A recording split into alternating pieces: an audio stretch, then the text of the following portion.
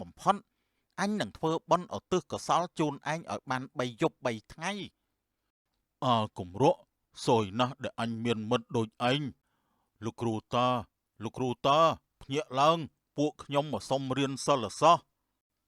អាវ៉ាសែណាមកដោះអញនឹង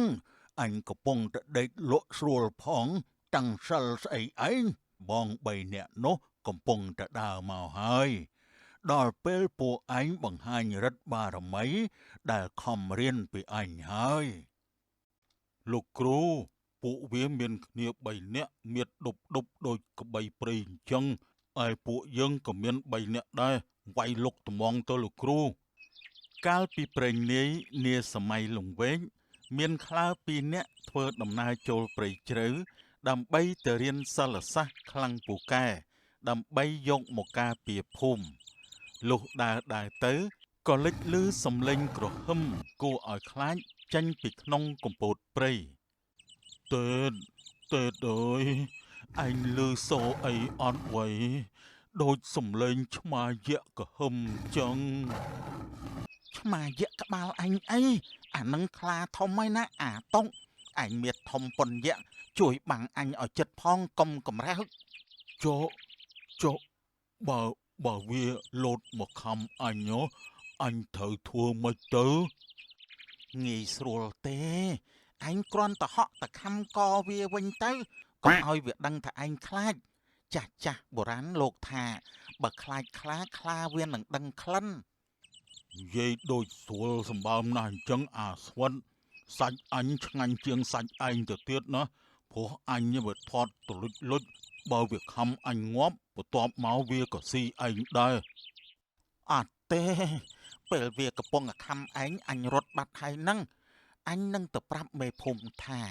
ឯងបានពាក្យលីជីវិតដើម្បីមិត្តភាពយ៉ាងក្លាហានបំផុតអញនឹងធ្វើបន់ឧទ្ទិសកុសលជូនឯងឲ្យបាន3យប់3ថ្ងៃគំរក់សយណាស់ដែលអញមានមិត្តដូចឯងរំពេចនោះខ្លាធំមួយក្បាលក៏បានលោតចេញពីក្នុងព្រៃធ្វើមុខយ៉ាងកាចសាហាវសម្លឹងមកកាន់អ្នកទាំងពីរម៉ែអើយខ្លាមែនតែនអាតុកអញប្រើក្បាច់គុណដែលចូលស្រោចទឹកដែលឯងរៀនពីគ្រូមកទៅក្បាច់ស្អីគេអញចាំបានតែរបៀបដាំបាយទេឥឡូវហ្នឹងក្បាច់សន្លប់ស្ដោកដេកទៅនិយាយមិនទាន់ផុតពីមាត់ផងអាតេតក៏ដេកដួលទៅលើដីធ្វើពុតជាស្លាប់បាត់ទៅហើយ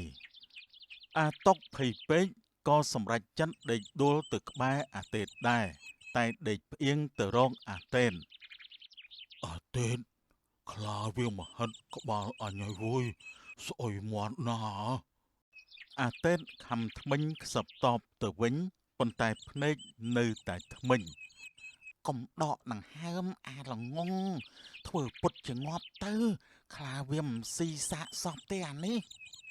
ចុះបើវាមិនស៊ីតែវាខំលេងធ្វើមិនទៅបើវាខំលេងឯងក៏ស្រែកលេងដែរទៅខ្លាធំនោះដើរមកជិតអ្នកទាំងពីរហិតចុះហិតឡើងចំក្បាលអាតុកភ័យពេកក៏ភើចេញមកក្រៅឡើងខ្លាំងបូករួមទាំងក្លិនខ្យល់ចេញតាមទ្វារក្រោយផងទៀតព្រោះតែហូបដំឡូងដុតច្រើនពេកកាលពីព្រឹងសំឡេងផ្ទុះអាវុធគីមីធម្មជាតិរបស់អាតុងខ្លាធំស្រាប់តែធ្វើមុខជូរហួសថ្លែងគ្រវីក្បាលរួចក៏ដើរថយក្រោយខ្ទប់ច្រមុះរត់ចូលព្រៃបាត់ស្រមោលព្រោះតែទ្រាំនឹងក្លិនមិនបាន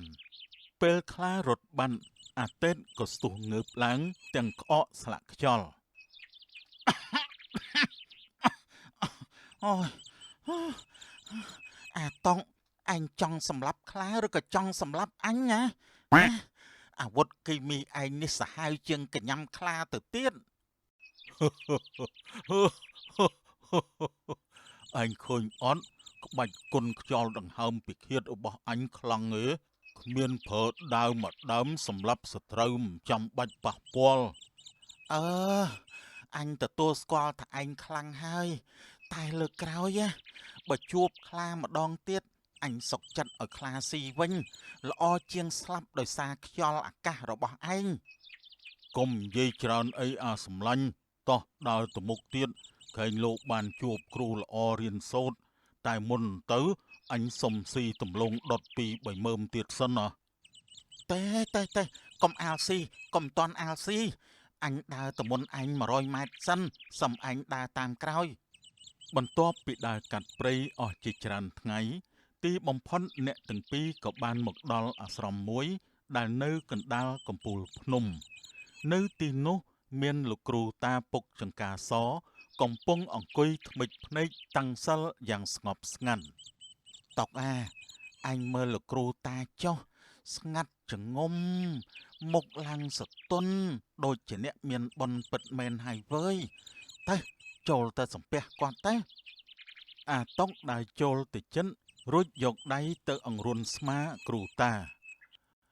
លោកគ្រូតាភ្ញាក់ឡើងពួកខ្ញុំមកសុំរៀនសិលសោះអាវ៉ាសែណាមកដោះអញនឹងអញកំពុងតែដេកលក់ស្រួលផងតាំងសិលស្អីឯងអោលោកគ្រូតាដល់ពូកែអីពួកខ្ញុំធ្វើដំណើររាប់រយយោជន៍មកកាន់ទីនេះគឺចង់សុំរៀនក្បាច់គុណខ្លាំងពូកែដើម្បីយកទៅការពារភូមិនិងការពារស្រីអត់ទេការពារអ្នកភូមិ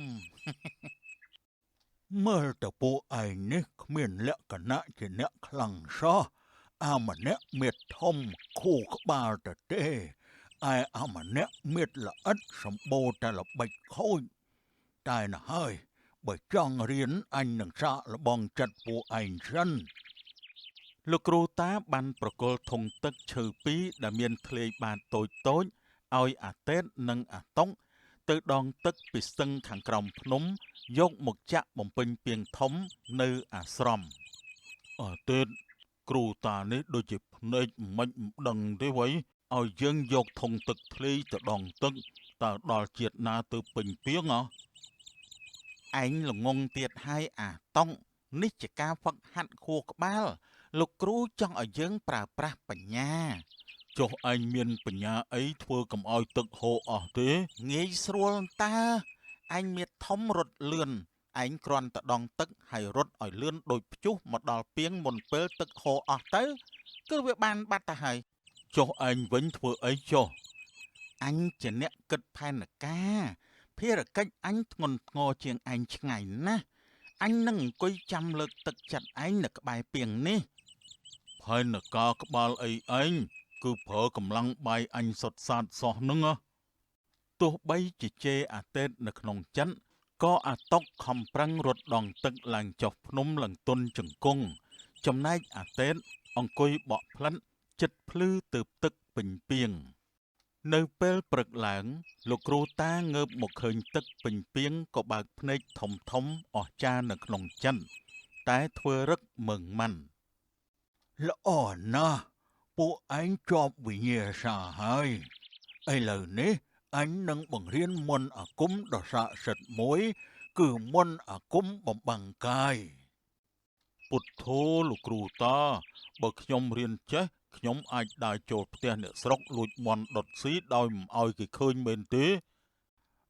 គំនិតចោលគេទុកសម្រាប់កិច្ចពីសត្រូវវិញតើចុះមន្តអាគមហ្នឹងត្រូវសូត្រមន្តបែបណាទៅលោកគ្រូតាងាយណាស់ពេលសត្រូវមកដល់ពួកឯងគ្រាន់តែសូត្រថាអូមាក់បិទភ្នែកចិត្តមិនឃើញអញមិនឃើញឯងរួចយកដៃខ្ទប់ភ្នែកខ្លួនឯងឲ្យជិន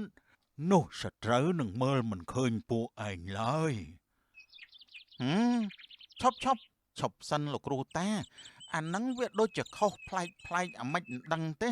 បើពួកខ្ញុំខ្ទប់ភ្នែកខ្លួនឯងគឺពួកខ្ញុំខ្លួនឯងតាដែលមើលមិនឃើញគេនោះចុះបើគេនៅតែឃើញពួកយើងហើយគេមកធាក់យើងមួយជើងធ្វើម៉េចទៅ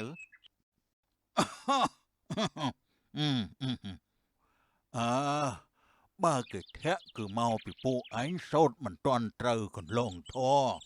បើចង់ឲ្យស័ក្តិសិទ្ធិពេលគេធាក់មកត្រូវសូត្រថែមថា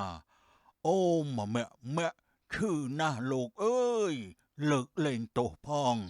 រួចរត់ឲ្យលឿនទៅអាតេត អញមានអារម្មណ៍ថាគ្រូយើងម្នាក់នេះសមាសភាពល្បិចខូចស្តៀងអញបេះបិទតែម្ដងហើយវើយអើមែនវៃអញក៏គិតអញ្ចឹងដែរតុងមើលទៅយើងរៀនចប់ហើយមុខជាខ្លាយជាអ្នកសុំទានលំដាប់ខ្ពស់មិនខានទេអ្នកទាំងពីរក្រឡេកមើលមុខគ្នារួចសើចហួសចិនព្រោះដឹងថាគ្រូក៏ជាអ្នកលេងសើចខ្សែលើដូចគ្នាដែរបន្ទាប់ពីរៀនមន្តអាគមបំបាំងកាយបែបខ្ទប់ភ្នែករួចមកលោកគ្រូតាក៏ចង់សាកល្បងសមត្ថភាពសិស្សគាត់បាននាំអាតេតនិងអាតុងដែលចុះពីលើភ្នំមកកាន់វាលស្មៅមួយដែលល្បីថាមានក្រុមក្មេងទំនើងអន្តពាលបុរាណចូលចិត្តមកស្ទាក់ប្លន់អ្នកដំណើរណែសិស្សទាំងពីរនោះក្រុមក្មេងទំនើងមានដាវមានត្បូង3នាក់នោះកំពុងតែដើរមកហើយដល់ពេលពួកឯងបង្ហាញឫទ្ធិបារមីដែលខំរៀនពីអញហើយលោកគ្រូពួកវាមានគ្នា3នាក់មៀតដប់ដូចក្បីព្រៃអញ្ចឹងឯពួកយើងក៏មាន3នាក់ដែរវាយលុកត្មងទៅលោកគ្រូណែអាល្ងងតុក3ស្មើក៏ដោយតែខាងយើងមានមនុស្សចាស់ម្នាក់និងមនុស្សស្គមម្នាក់គិតទៅយើងចាញ់ប្រៀបដាច់ត្មងណាលោកគ្រូប្រាគុំបំបាំងកាយមុនគេទៅពេលនោះស្រាប់តែលោកគ្រូតាលុតជង្គង់ចុះរួចយកដៃខ្ទប់ភ្នែកជិតឈឹងអូម៉ាក់បិទភ្នែកចិត្តមិនឃើញអញមិនឃើញឯងពួកឯងមើលឃើញអញអត់ហ៎មើលឃើញអត់ច្បាស់កឡែតពេញភ្នែកតែម្ដងហើយលោកគ្រូចុះបើលោកគ្រូខ្ទប់ភ្នែកអញ្ចឹងពេលពួកវាដើរមកដល់តើលោកគ្រូដឹងដោយរបៀបណាទៅបើពួកវាដើរមកដល់ពួកឯងជួយប្រាប់អញផងនឹងអាលអញបានរត់ទៅមុននិយាយគ្នាមិនទាន់ចប់ផងក្រុមក្មេងទំនើងទាំង3នាក់ក៏ដើរមកដល់ហើយស្រែកគំហកខ្លាំងថាណែអាកចាស់តងោលនិងអាស្គមអាកធាត់មានប្រាក់អីទេយកមកឲ្យអស់មកបើមិនចង់ស៊ីតបងឈើនេះអូម៉ាក់មិនឃើញអញទេណែអាឈួតនេះឯងធ្វើស្អីហ្នឹងគិតថាយើងលេងបិទពួនជាមួយពួកឯងមែនទេលោកគ្រូអាគុំអត់សាកសិទ្ធទេវាទះក្បាលខ្ញុំលង្វិលមុខអស់ហើយអញប្រាប់ហើយថាបើវាមិនសាកសិទ្ធទេត្រូវរត់ពួកឯងទៅត្រឹងធ្វើអីទៀតឃើញស្ថានភាពមិនស្រួលអាតុកដែលខំប្រឹងហូបដំឡូងដុតកាលពីព្រឹកមិញក៏ចាប់ផ្ដើមមានអារម្មណ៍ថាធម្មពលគីមីនៅក្នុងពោះវៀនកំពុងតែពុះកញ្ជ្រោលម្ដងទៀតអាតេនឯងនឹងលោកគ្រូខ្ទប់ច្មោះឲ្យចិត្តទៅវើយអញដោះលែងនាគករាជហើយអាតេតដឹងល្បិចក៏ស្ទុះយកដៃខ្ទប់ច្រមុះខ្លួនឯងផងនិងហក់ទៅខ្ទប់ច្រមុះលោកគ្រូតាដែលនៅលើដើមឈើផងលើកនេះមានសម្លេងខ្លាំងជាងមុនដូចជារន្ទះបាញ់កណ្ដាលថ្ងៃត្រង់ផ្សែងអាប់ពណ៌លឿងស្រអាប់អណ្ដែតពេញអាកាសក្រុមក្មេងទំនើងទាំង3នាក់គ្រាន់តែបានស្រូបក្លិនភ្លាមស្រាប់តែភ្នែកឡើងក្រឡាប់ចាក់ដួលសន្លប់ស្ដោកស្ដឹងនៅលើដីព្រោះតែដកដង្ហើមមិនរួចក្រោយពីមានព្រឹត្តិការណ៍នោះមកក្រុមក្មេងទំនើងបានរៀងចាលហើយរត់ចោលស្រុកបាត់ស្រមោលលោកគ្រូតាក៏សម្រេចចិត្តបណ្ដេញសិស្សទាំងពីរចុះពីលើភ្នំពួកឯងចេះវិជាកំពូលហើយអញ្ចឹងទៅចុះទៅជួយសង្គ្រោះលោកីទៅជាពិសេសអាតុង